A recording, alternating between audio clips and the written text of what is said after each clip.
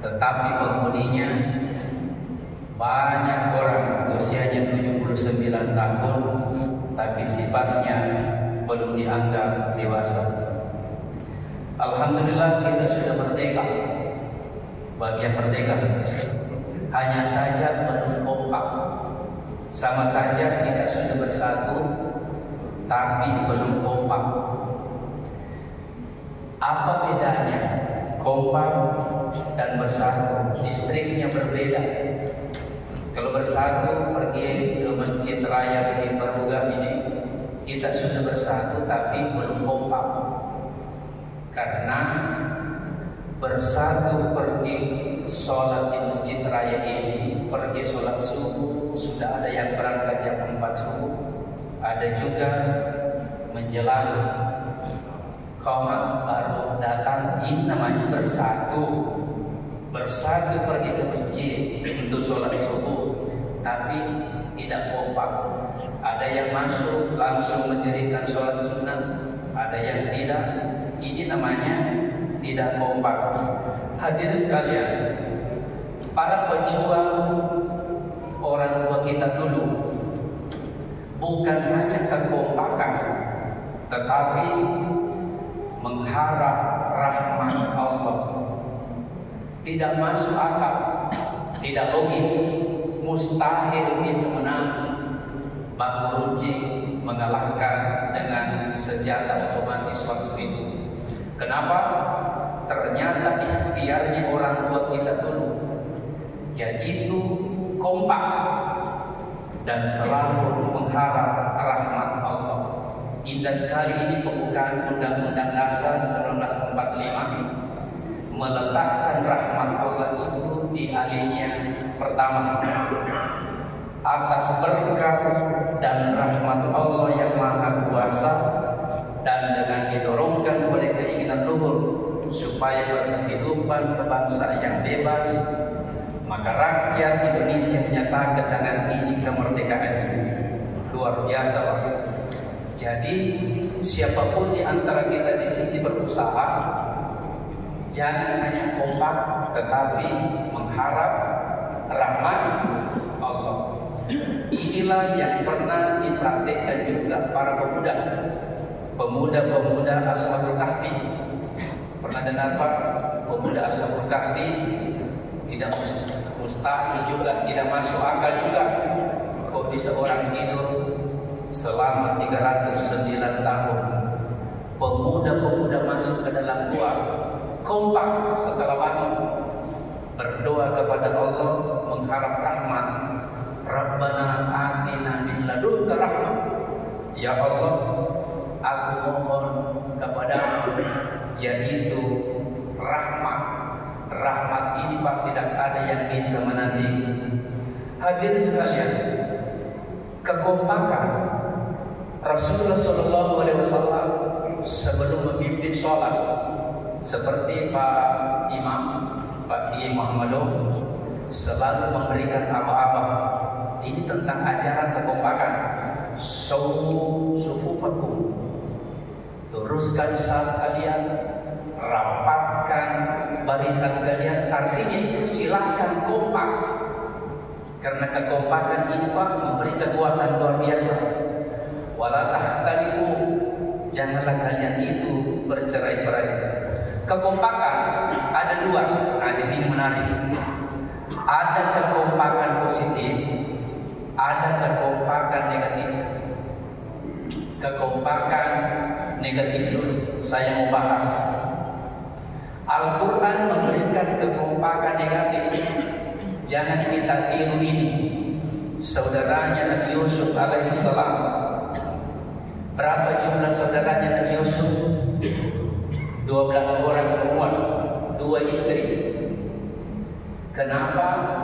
Memang kelemahannya Nabi Yakub, ayahnya Nabi Yusuf, tidak adil. Kemana saja pergi Nabi Yakub, selalu mengikutkan satu orang anaknya, namanya Yusuf. Sholat saja beliau, Nabi Yakub, ditempatkan itu Yusuf di depannya. Sampai-sampai Nabi Yakub berkata, saya tidak bisa tanpa melihat anak Yusuf dalam sesaat. Di sinilah terjadi kecemburuanisasi, terjadi cemburu. Apa kata saudaranya yang lain? Musyawarah komunikasi. Aidina cucu, anggota, mampasilingan lain. Apa ya bahasa Indonesia? Mampasilingan lain. Membeda-bedakan. Tidak boleh seperti ini. Masa Yusuf terus dipanggil, diberikan kue, kita tidak? Lebih baik kita buang Yusuf. Nah, inilah kekompakan, Pak. Kompak saudaranya Yusuf meminta izin kepada ayahnya. Wahai ayah, saya minta izin mau membawa adik Yusuf untuk rekreasi. Apa kata Yakub waktu itu? Wa akhafu ayyakul musyrik. Bagaimana kalau diterkam serigala? Karena di Gurun Sahara itu banyak serigala. Tetapi saudara-saudara Yusuf ini meyakinkan ayahnya, kami ini kurang lebih 10 orang ayah, siap untuk menghadang kalau ada yang menerkam Yusuf. Hadirin sekalian, singkatnya Bapak sekalian, Nabi Yusuf itu setelah musyawarah, disitulah kesimpulannya, kita harus bunuh Yusuf. Dengan catatan, jangan tangan kita yang membunuh Yusuf, jangan tangan kita, semua saudara-saudara ini, tetapi kita buang ke sumur.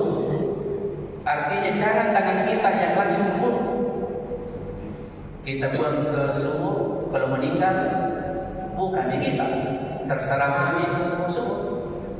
Nah, begitu kira-kira Bapak sekalian. Setelah itu pulanglah saudaranya, wajahu abahum isya'an yabkuna, kompak menangis. Nah, inilah namanya Pak, menangis air mata.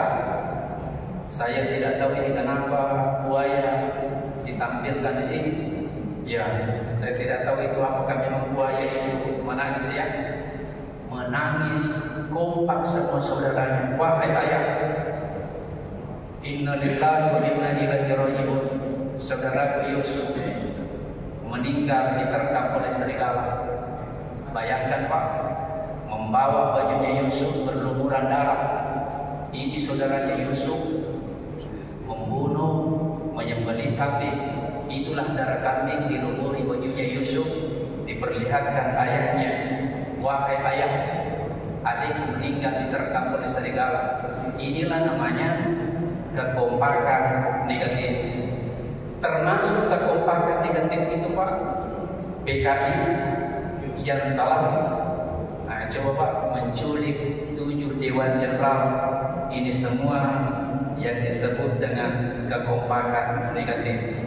Tetapi kekompakan positif, Masya Allah, para pejuang kita Pak bisa mengusir para penjajah disebabkan karena kekompakannya, meskipun itu hanya pembuncing, kalewat dan sebagainya.